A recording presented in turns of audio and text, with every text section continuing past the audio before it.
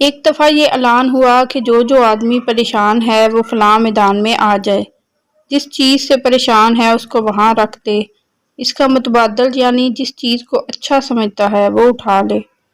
اس اعلان کو سن کر سب خوش ہو گئے اور مقررہ دن میدان میں پہنچ گئے۔ ایک آدمی شادی شدہ تھا، بیوی سے تنگ تھا، وہ بیوی کو چھوڑ آیا۔ ایک کنوارا تھا، وہ بیوی کے بغیر ادھورا تھا، وہ بیوی کو لے کر آ گیا۔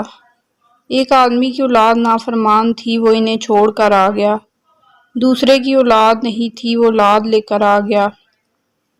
ایک آدمی ٹی بی کا مریض تھا، ساری رات کھانستا تھا، وہ ٹی بی کو چھوڑ آیا اور شوگر لے آیا۔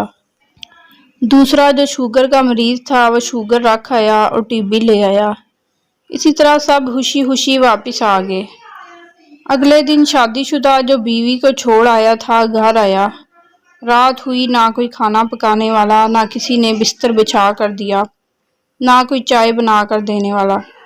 تو کہنے لگا کہ چلو جیسی بھی تھی خدمت تو کرتی تھی۔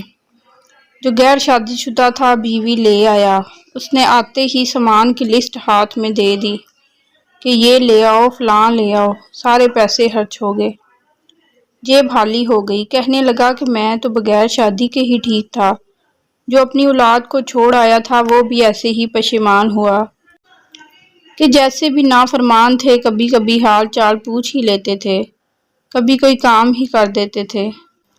جو اولاد لے آیا تھا بڑا خوش تھا، لڑکوں نے آتے ہی باپ کو لٹا کر مارنا شروع کر دیا۔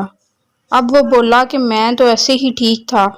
جو آدمی ٹی بی والا تھا ساری رات کھانستا تھا، وہ شوگر کی بیماری لے آیا، ساری رات اٹھ اٹھ کر پیشاب کرتا، سردی تھی، بڑا پریشان ہوا اور کہا کہ ٹی بی ہی ٹھیک تھی، چاہے ساری رات کھانستا تھا لیکن بستر میں تو پڑا رہتا تھا، یہ بار بار کا اٹھنا، سردی میں جانا بڑا مشکل ہے۔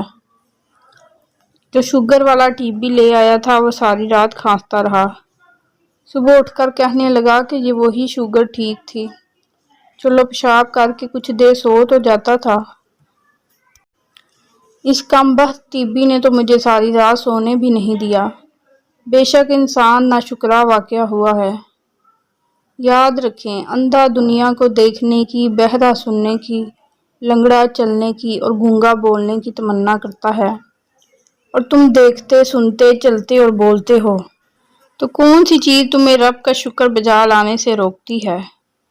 اللہ کے بڑے احسانوں میں سے ایک یہ بھی ہے کہ اس نے تمہیں مکمل بنایا، تو پھر کیوں نہیں کہتے الحمدللہ۔